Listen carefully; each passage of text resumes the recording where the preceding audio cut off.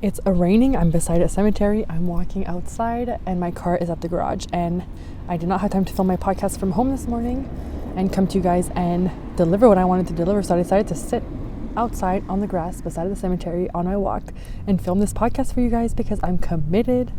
If you have a podcaster who's podcasting outside during their oil change, they're committed, okay? Today I wanted us to talk about self-belief.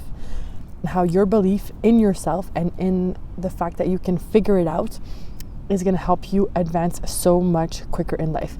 My core of everything I've created in my life, even the fact that I'm doing this career and helping people, and when I'm coaching clients and when I'm working in HR and helping people in human resources and helping them figure out things, is the belief that there's always a way, the belief that I will figure it out, that they will figure it out, my belief in them that they will figure it out, so that I assist them in figuring it out.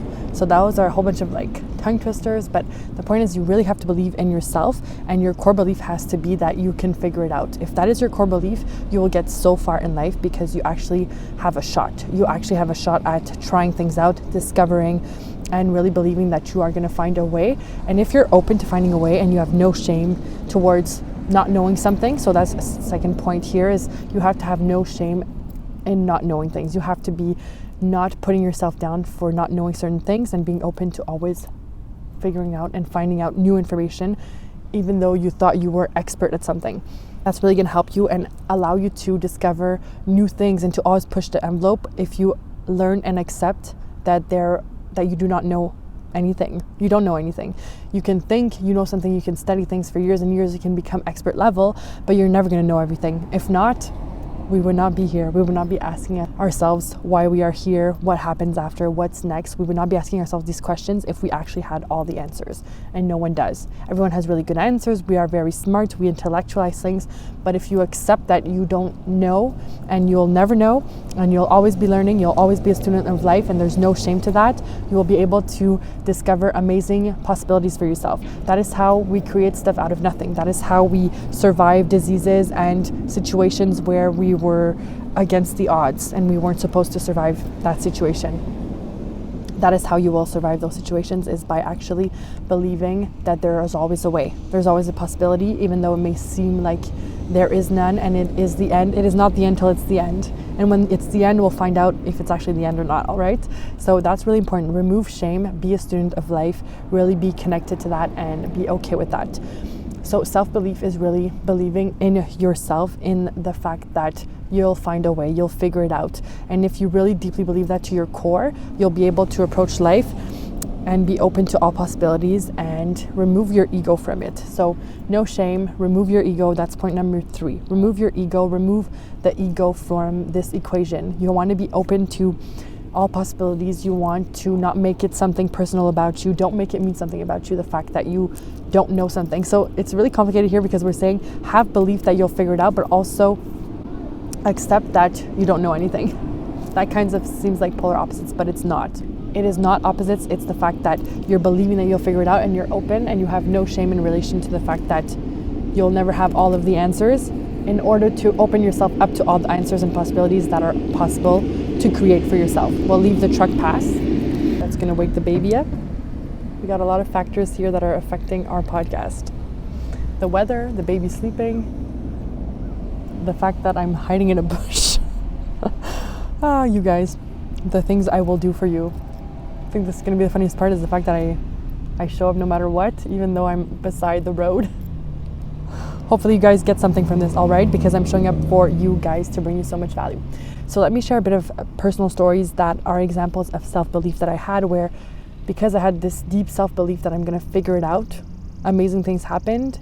And I have my babies, and I have my career, and I have my relationship. So a good example for me, or a good example from my personal life in regards to having self-belief, is when I was faced with 2 miscarriages back to back when I was trying to have my first baby. So before I had my firstborn. And what happened there is, who knows? Well, basically I had 2 miscarriages, and that happens. And when you have one, you're more likely to have a second. And when you have 2, you're more likely to have a third. And all of that, but I won't get into that because I'm not a doctor. I'm not here to spew you those facts. You can look them up for yourself, but that's definitely a stat. And instead of believing that and believing that that would happen to me, I started asking questions. In Quebec, if you have 2 miscarriages, they don't start testing. For me, I was so curious and I wanted to understand, and I wanted info that even though we're a public system and usually can't really have those kinds of requests, I was so open with my doctor and exchanging and asking questions that they were like, hey, you've only had 2. It's supposed to be 3 that we require testing, but you're clearly curious and you want to know, so let's give you testing right now after 2 instead of 3. And let's figure out what's going on for you and see what's going on. So that's what happened. And so the month I was going in for testing, the gynecologist was like, please don't fall pregnant this month because we are going to do testing. So I use calendar method. I track. I know. I take my basal body temperature. I know when I ovulate. And so I made sure that I was not going to do something in those days in order to get the testing done for that. And during that time as well, what happened is that I was watching a random person on YouTube who I watched for other stuff, for like home stuff, and she happened to share her journey about infertility and how she had multiple miscarriages and how she came upon the book It All Starts with the Egg. And so after my second miscarriage, I devoured that book. I sat down, I ate up all of it. I changed my whole way of eating. I changed my way of supplementing. I changed everything. You have no idea. Like, I was hardcore vegan for 7 years at that point, and I changed that because I understood that I was eating too many carbs and I was missing out on certain things in order for my body to be able to be a great home for an egg to not miscarry, basically. So I'm not a doctor. I'm not giving you or telling you what to do, but this book fell upon my lap randomly because I was open to possibilities. I was believing that I would find a way, so ways were showing up for me in random spots, like a YouTube home person, and then my doctor giving me this chance to do the testing. And so I started doing that, and then the test came up, and I go to do the test, and they're like, hey, you're pregnant. And I was like, this is impossible. Like, this is my fertility window. This is when I know I had activity. Like, this is impossible. And they're like, oh, no, it could happen. Like, you can randomly release an egg here and there. I'm like, what the hell? What does that mean? She's like, you're maybe stressed, or you randomly released an egg. And for me, all of that just shows and goes to show that because I was open and believing in myself to find a way, and I changed my diet, I changed my supplements, I stayed open to the fact that I could get pregnant and that I could find a way for myself to make it work for myself and to get my body at the right place in order to be able to receive, and my mind at the right place in order to receive this pregnancy.